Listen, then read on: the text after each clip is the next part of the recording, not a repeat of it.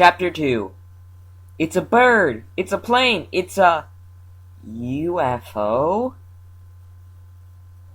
Ricky watched as whatever it was bolted out the door, and he stopped screaming as the other 4 members of the gang rushed in. Billy said, "I thought you said you were ready to take the test." "Come on, that was pathetic." "Did the welding visor scare you?" "Ha, that always does the trick." Ricky said, "No, it wasn't the visor. Something else was in there. It was green, and it had 3 glowing eyes." Billy rolled his eyes and said, "You expect me to believe that?"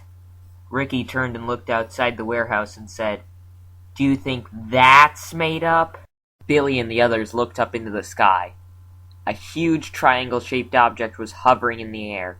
It was massive, with green and blue lights all over it and strange markings.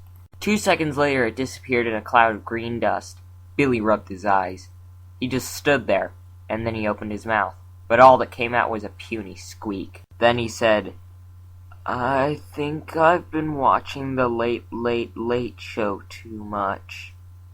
Ricky spoke. "So are we initiated?" Billy nodded, but kept looking up into the sky.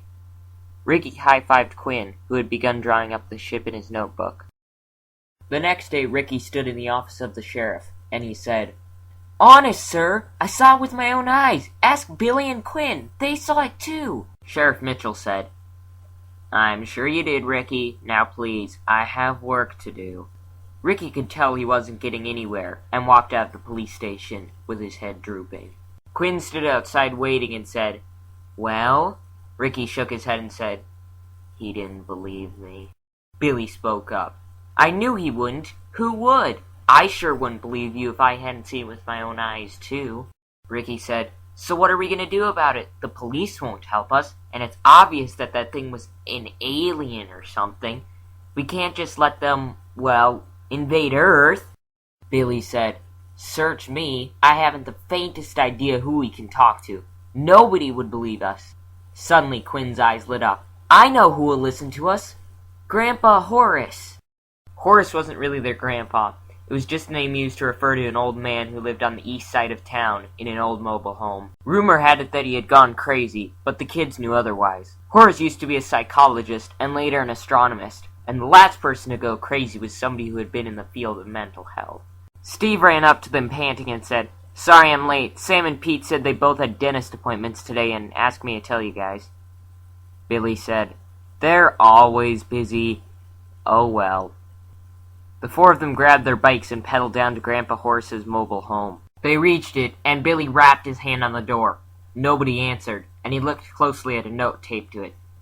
"At lunch. Be back at noon." Billy looked at his watch. It read 11:56 a.m. He should be back soon.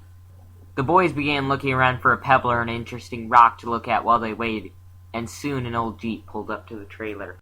Out stepped an older man, somewhere in his 60s, who still managed to have thick black hair that hadn't turned gray yet. He had a well-trimmed beard, and he was holding a half-eaten bologna sandwich in his hand. He looked at the boys and said in a gruff voice, "Something I can do for you boys?" Billy quickly spoke up. "We saw a UFO," Ricky said. "And an alien," Steve said. "It had 3 big green glowing eyes and..." Horace held up his hand and said, "Hold it. One at a time." Quinn stepped forward and said, "We saw an alien in the old warehouse on the south side of town. It took off in a strange spaceship." Quinn flipped open his notebook and held it up to the old man's face.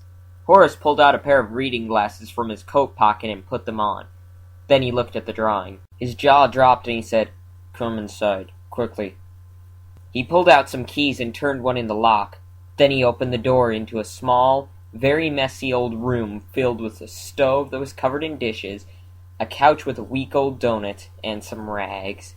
He walked over to a scrapbook next to a cot at the front of the mobile home and opened it.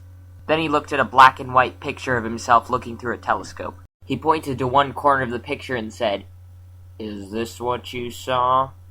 A small triangular object was floating in the corner of the sky, with a trail of what looked like dust behind it. The 4 boys nodded and Billy said, "What is it?" Horace said, "When I was about 30, I was in California studying the patterns of a comet called Opal.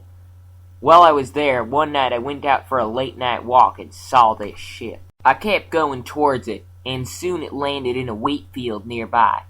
I went into the field and saw something that I couldn't believe, and I wasn't sure if I had just been too drunk that night and was imagining things, until you boys came and showed me that drawing. I saw a huge triangular ship in the middle of the wheat field. It had landed and two dark green creatures stepped out with a large container of some sort. They walked over to an undamaged stalk of wheat and lifted it into the container, roots and all. Then they carried it back in and left. The next day I told nobody what I had seen.